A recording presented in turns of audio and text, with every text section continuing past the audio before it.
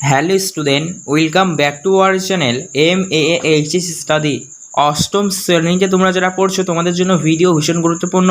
Class 8-এর Rayo Martin প্রশ্নবিচিত্রার ইতিহাস বিষয়ের 3 নম্বর model স্কুলের প্রশ্নপত্র তার সমাধান নিয়ে আজকের ভিডিও। MCQ SCQ বড় প্রশ্ন শর্ট প্রশ্ন সমস্তটাই সমাধান করিয়ে দেবো, তাই ভিডিও মনোযোগ সহকারে সম্পূর্ণ দেখতে থাকো। প্রথমে দেখো প্রশ্ন কি বলেছে। ব্রিটিশ ইস্ট ইন্ডিয়া কোম্পানি ছিল একটি, তোমরা লিখবে অপশন বি, বণিক সংস্থা। তার পরবর্তী প্রশ্ন দেখো কি বলছে, প্রশ্ন 2, মাদ্রাজ প্রেসিডেন্সির শীতকালীন প্রশাসনিক কেন্দ্র ছিল, তোমরা লিখবে অপশন নাম্বার এ। ঠিক আছে, তারপর দেখো তিনেটা কি বলছে, 1784 খ্রিস্টাব্দে ভারত শাসন আইন পাস করেন ইংল্যান্ডের প্রধানমন্ত্রী, অপশন নাম্বার এ করবে। চলো পরবর্তী পেজ দেখে নিই। 4 নম্বর প্রশ্ন দেখো কি বলছে, দিরোজিও ছিলেন, তোমরা লিখবে অপশন নাম্বার এ, হিন্দু কলেজের শিক্ষক। তারপরে দেখো পরবর্তী প্রশ্ন বলছে বিশ্ববিদ্যালয়ের শিক্ষক। তারপরে দেখো 5 থেকে বলছে প্রার্থনা সমাজের প্রতিষ্ঠাতা, তোমরা লিখবে অপশন নাম্বার বি। তারপরে দেখো 6 কি বলছে, পণ্ডিতা রামাবাই ছিলেন, তোমরা লিখবে ব্রাহ্মণ পরিবারের মেয়ে। তার পরবর্তী 7 দেখো কি বলছে, আলিগড় আন্দোলনের প্রবর্তন করেন, তোমরা লিখবে option number C, Syed Ahmed Khan. তার পরবর্তী 8 প্রশ্ন দেখো কি বলছে, কবে ভারত ছাড়ো আন্দোলন হয়, তোমরা লিখবে অপশন সি, 1942 খ্রিস্টাব্দে। তারপরে 9 দেখো কি বলছে, স্বাধীন ভারতের প্রথম উপরাষ্ট্রপতি, তোমরা লিখবে option number A, doctor Rajendra Prasad. 10 দেখো কি বলছে, স্বাধীন ভারতের সংবিধানের মূল রূপকার, তোমরা লিখবে option number B, BR Ambedkar. তার পরবর্তী 11 দেখো কি বলছে, দেশের সার্বভৌমত্বের প্রতীক, তোমরা লিখবে সি, জনগণ। তারপরে দেখো 12 কি বলছে, জালিয়ানওয়ালাবাগ কোন প্রদেশে অবস্থিত, তোমরা লিখবে অপশন নাম্বার সি, পাঞ্জাব। তারপর দেখো 13 কি বলছে, কার নেতৃত্বে জালালাবাদের যুদ্ধ সংঘটিত হয়, তোমরা লিখবে অপশন বি, সূর্য সেন। তারপরে লিখবে 14 দেখতে পাচ্ছি কি বলছে, অলিন্দ অভিযান সংঘটিত হয়েছিল, তোমরা লিখবে অপশন বি। এবার দেখো সত্যমিথ্যা রয়েছে 2 থেকে তোমাদের, ঠিক আছে। সত্যমিথ্যাটা তোমরা দেখে নাও কি বলেছে। প্রথমটা বলছে দেখো, কেরি ছিলেন শ্রীরামপুর মিশনারির সদস্য, এটা হলো সত্য, ঠিক আছে। আর 2 নম্বরটা হবে মিথ্যা, ঠিক আছে। তার পরবর্তী দেখো, ডানস্তম্ভ বামস্তম্ভ কস্তম্ভ দিয়েছে, এ হবে ই, অর্থাৎ এটা হবে ই, ঠিক আছে। বি হবে ডি, অর্থাৎ এইটা। তারপরে সি হবে বি, অর্থাৎ এইটা। তারপরে দেখো ডি হবে এ, আর স্বামী দয়ানন্দ সরস্বতী, এটা হবে অপশন সি। আশা করি বুঝতে পেরেছো মিলানোটা। প্রথমটা ই, ডি, বি, এ, সি দেখে নাও, ঠিক আছে। চলো পরবর্তী প্রশ্নগুলো দেখে নাও। এই পরবর্তী প্রশ্ন দেখো কি বলছে, শূন্যস্থান পূরণ করো। দক্ষিণ আফ্রিকায় গান্ধীজির বর্ণ বৈষম্য বিরোধী আন্দোলন থেকে এই গান্ধীবাদী দেশের ধারণা তৈরি হয়েছে, তোমরা লিখবে অহিংসা অসহযোগ, ঠিক আছে।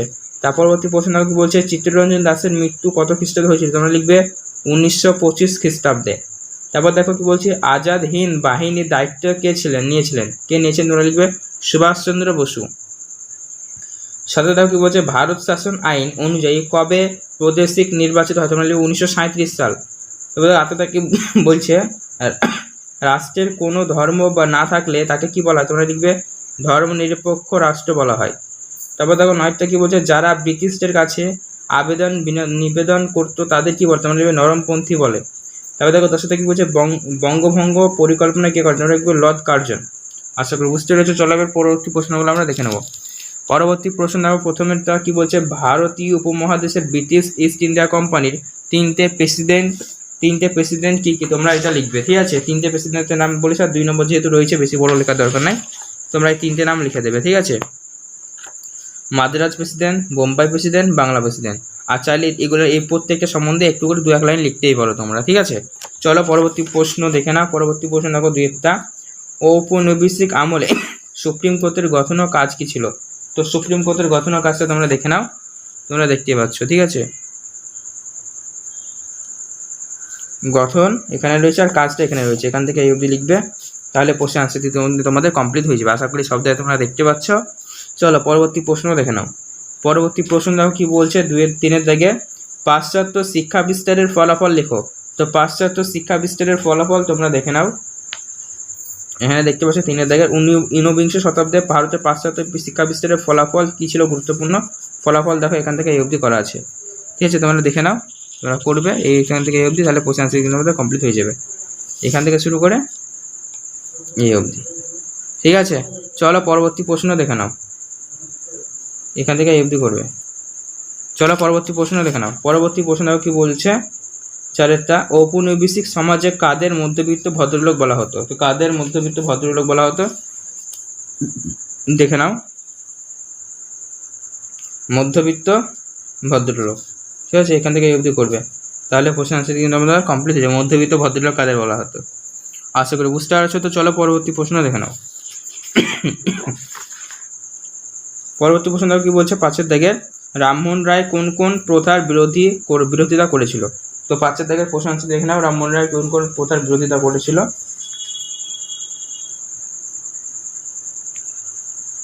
দেখো, ভারত সমাজ সংস্কারের মধ্যে রাজা রামমোহন রায় ছিলেন অগ্রগণ্য। কুপ্রথা, তিনি তৎকালীন হিন্দু সমাজে প্রচলিত কুপ্রথাগুলি বিরোধিতা করেছিলেন। তারপরে মূর্তি পূজা, পুরোহিততন্ত্র, মানে এখান থেকে শুরু করে এই অবধি লিখবে, তাহলে পরে কিন্তু তোমাদের প্রশ্ন আনসারটা কমপ্লিট হয়ে যাবে। আশা করি বুঝতে পেরেছো। চলো পরবর্তী প্রশ্ন দেখে নাও। পরবর্তী প্রশ্ন দেখো কি বলছে, গান্ধী যুগ বলতে কি বোঝো? তো গান্ধী যুগ বলতে কি বোঝে, প্রশ্ন আনসার তোমরা দেখে নাও। তোমরা এখান থেকে লেখা শুরু করবে। ঠিক আছে, তো তোমরা দেখতে পাচ্ছ গান্ধী যুগ এখান থেকে শুরু করে এই অবধি লিখবে। ঠিক আছে, তাহলে পরে তোমাদের কোশ্চেন আনসারটা কিন্তু কমপ্লিট হয়ে যাবে। ঠিক আছে, এখান থেকে এই অবধি আশা করি বুঝতে পারছো। তো চলো পরবর্তী প্রশ্ন দেখে নাও। পরবর্তী প্রশ্ন দেখো কি বলছে এখানে, রাওলাত আইন কি? তো রাওলাত আইন কি তোমরা দেখে নাও, এখান থেকে লিখবে তোমরা। ঠিক আছে, দেখতে পাচ্ছ রাওলাত আইনের ধারণা, এখান থেকে তোমরা এই অবধি লিখবে, তাহলে কোশ্চেন আনসারটা কিন্তু তোমাদের কমপ্লিট হয়ে যাবে। ঠিক আছে, এই অবধি লিখবে, এখান থেকে এই অবধি, তাহলে প্রশ্ন আনসার কিন্তু আমাদের কমপ্লিট হয়ে যাবে। চলো পরবর্তী প্রশ্নের আনসার দেখে নাও। বলছে কি, অসহযোগ আন্দোলন কেন প্রত্যাহার করা হয়েছিল? অসহযোগ আন্দোলন কেন প্রত্যাহার করা হয়েছিল, এই প্রশ্ন আনসার তোমরা দেখে নাও, এখান থেকে তোমরা লিখবে। ঠিক আছে, এখান থেকে শুরু করবে, এখান থেকে শুরু করে তোমরা এই অবধি লিখবে, তাহলে প্রশ্ন আনসারটি কিন্তু তোমাদের কমপ্লিট হয়ে যাবে। আশা করি বুঝতে পেরেছো। তো চলো পরবর্তী প্রশ্নগুলো আমরা দেখে নিই। পরবর্তী প্রশ্ন দেখো কি বলেছে। পরবর্তী প্রশ্ন হলো, সর্বদলীয় বৈঠক ব্যর্থ হয়েছিল কেন? তো এই প্রশ্ন আনসারটি তোমরা দেখে নাও। ব্যর্থ হয়েছিল তার কারণ 3টে লেখা রয়েছে, 1, 2, 3, তোমরা 3টে কারণ লিখে দেবে কেন ব্যর্থ হয়েছিল, তাহলে প্রশ্ন আনসারটি তোমাদের কমপ্লিট হয়ে যাবে। ঠিক আছে, প্রশ্ন আনসারটা ব্যর্থ কেন হয়েছিল, 3টে পয়েন্ট। ঠিক আছে, চলো লিখে নাও। চলো পরবর্তী প্রশ্ন দেখে নাও। পরবর্তী প্রশ্ন বলেছে দেখো কি, 10টা তোমরা দেখে নাও, সাম্প্রদায়িকতা কি? তো তোমরা প্রশ্ন আনসারটি দেখে নাও 10টা, তো এখান থেকে লিখবে। ঠিক আছে, আশা করি দেখতে পাচ্ছ, এখান থেকে শুরু করে এই অবধি লিখবে, তাহলে প্রশ্ন আনসারটি কিন্তু তোমাদের কমপ্লিট হয়ে যাবে। সাম্প্রদায়িকতা হলো ধর্ম, জাতি বা গোষ্ঠীর এখান থেকে শুরু করে লিখবে। তারপর প্রশ্ন কি বলছে, টিকালিকা পুনা চুক্তি। তো পুনা চুক্তিটা তোমরা দেখে নাও, দেখতে পাচ্ছ আশা করি, এখান থেকে শুরু করে এফডি লিখবে, তাহলে কোশ্চেন আনসারটি কিন্তু তোমাদের কমপ্লিট হয়ে যাবে। আশা করি বুঝতে পারছো। তো চলো পরবর্তী প্রশ্ন দেখে নাও। পরবর্তী প্রশ্ন দেখো কি বলেছে, 12টা পঞ্চায়েতে 2টি কাজ লেখো। তো পঞ্চায়েতের কাজ তোমরা দেখে নাও। পঞ্চায়েতে 2টি কাজ তোমরা এইভাবে লিখবে, 1টা 2টি কাজ। রাস্তা, পানীয় জল ও নিকাশির ব্যবস্থা করা, গ্রামের প্রাথমিক শিক্ষা বা স্বাস্থ্য ব্যবস্থা দেখভাল করা। আশা করি বুঝতে পেরেছো। চলো আমাদের হয়ে গেল। এবার আমরা 4 দাগেরগুলো করে নিই। 4 দাগের ফার্স্টে দেখো কি বলেছে দ্বিজাতি তত্ত্ব বলতে কি বোঝো? তো প্রশ্ন তোমরা দেখে নাও। তো তোমরা দেখতে পাচ্ছ দ্বিজাতি তত্ত্ব, এখান থেকে শুরু করে এফডি লিখবে, আর একটু এক্সট্রা এর সাথে আর একটু বড় করে এক্সট্রা একটু 1 লাইন অ্যাড করে দেবে, তাহলে প্রশ্ন আমাদের কমপ্লিট হয়ে যাবে। ঠিক আছে, চলো পরবর্তী প্রশ্ন দেখে নাও। পরবর্তী প্রশ্ন দেখো কি বলছে, 2টা বলছে কি, আমাদের কৃষক প্রজা পার্টির মূল বক্তব্য কী ছিল? তো এই প্রশ্ন আমরা দেখে নাও, এখান থেকে শুরু করে তো আমরা লেখা শুরু করবে। ঠিক আছে, এই দেখো 4-এর 2 প্রশ্নটা এই অবধি লিখবে। ঠিক আছে, দেখো 1টা 2টো লেখা রয়েছে। ঠিক আছে, আশা করি বুঝতে পেরেছো। চলো পরবর্তী প্রশ্ন দেখে নাও।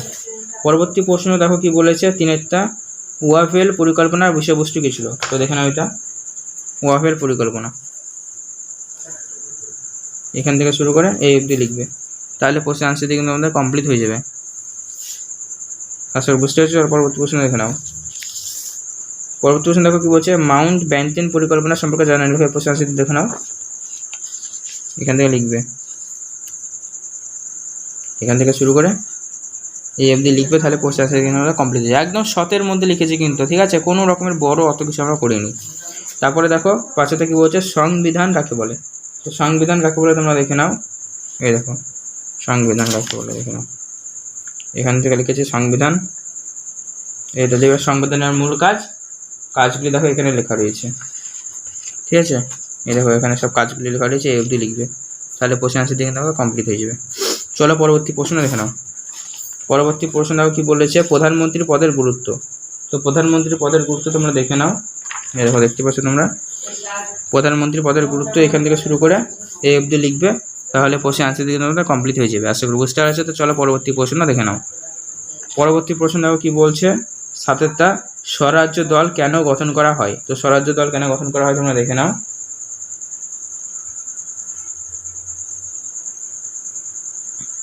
কোশ্চেন আনসার দেখতে পাচ্ছ 7 দাগের এখান থেকে শুরু করে এই অবধি লিখবে, তাহলে কোশ্চেন আনসার দিকে তোমরা কমপ্লিট হয়ে যাবে। স্বরাজ্য দল এখান থেকে এই অবধি, ঠিক আছে। চলো পরবর্তী প্রশ্ন দেখে নাও। পরবর্তী প্রশ্ন দেখো কি বলছে, টিকা লেখো দান্ডি অভিযান। তো দান্ডি অভিযানটা তোমরা দেখে নাও। তো দান্ডি অভিযানটা দেখতে পাচ্ছ এখান থেকে শুরু করবে, এইখান থেকে এই অবধি লিখবে, হ্যাঁ, আর এইখানে লিখে দেবে দেখো লাস্টে এই অবধি, বেশ খালি হয়ে যাবে, বেশি বড় করে লেখার দরকার নেই, ঠিক আছে। এই অবধি লিখবে তাহলে হবে। চলো পরবর্তী প্রশ্ন দেখে নাও। পরবর্তী প্রশ্ন বলছে 9 জায়গাটা সতীদাহ প্রথা কি। তো সতীদাহ প্রথা কি এটা তোমরা দেখে নাও। এই দেখো সতীদাহ প্রথা, এখান থেকে শুরু করে দেখো সতীদাহ প্রথা ছিল, এখান থেকে শুরু করে এই অবধি লিখবে, তাহলে কোশ্চেন আনসার দিকে তোমাদের কমপ্লিট হয়ে যাবে। চলো পরবর্তী প্রশ্ন দেখে নাও। 10 জায়গা থেকে দেখো দশরা বা বন্দোবস্ত কেন চালু হয়েছিল, এখান থেকে লিখবে তোমরা, এখান থেকে এফডি লিখবে, তাহলে কোশ্চেন আনসার দিকে কমপ্লিট হয়ে যাবে। চলো এবার পরবর্তী প্রশ্ন দেখে নাও। পরবর্তী প্রশ্ন হচ্ছে 5-এর 1-এর দাগে। প্রশ্নটা আমি পড়ছি না, তোমরা অ্যান্সারটি দেখে নাও, ঠিক আছে। কোশ্চেন আনসারটি দেখতে পাচ্ছ, এখান থেকে তোমরা লেখা শুরু করবে।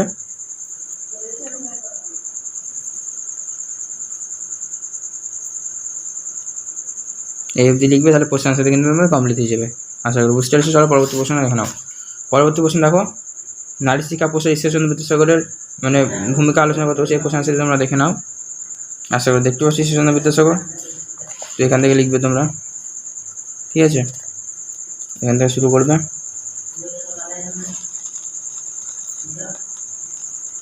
এই অবধি লিখবে, তাহলে কোশ্চেন আনসার তোমাদের কমপ্লিট হয়ে যাবে। আশা করি বুঝতে পারছো। চলো পরবর্তী প্রশ্ন দেখে নাও।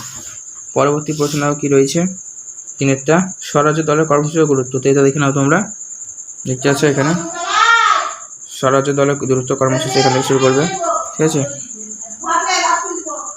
এখান থেকে শুরু করে লাস্টে এই একটু আছে এর লিখবে, তাহলে কোশ্চেন আনসার দিকে কমপ্লিট হয়ে যাবে।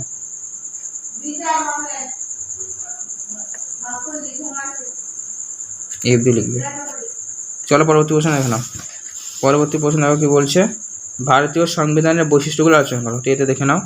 তো ভারতীয় সংবিধানের বৈশিষ্ট্য তোমরা লিখতে পারো, নারীদের এই বিষয়গুলো লিখতে পারো, তাহলে কিন্তু হয়ে যাবে, ঠিক আছে। তার সাথে তোমরা এইগুলো লিখবে, এখানে যেগুলো রয়েছে, তাহলে কোশ্চেন আনসার কিন্তু আমাদের কমপ্লিট হয়ে যাবে। তোমরা এতে সহায়িকা বই পেয়ে যাবে। চলো পরবর্তী প্রশ্ন দেখে নাও।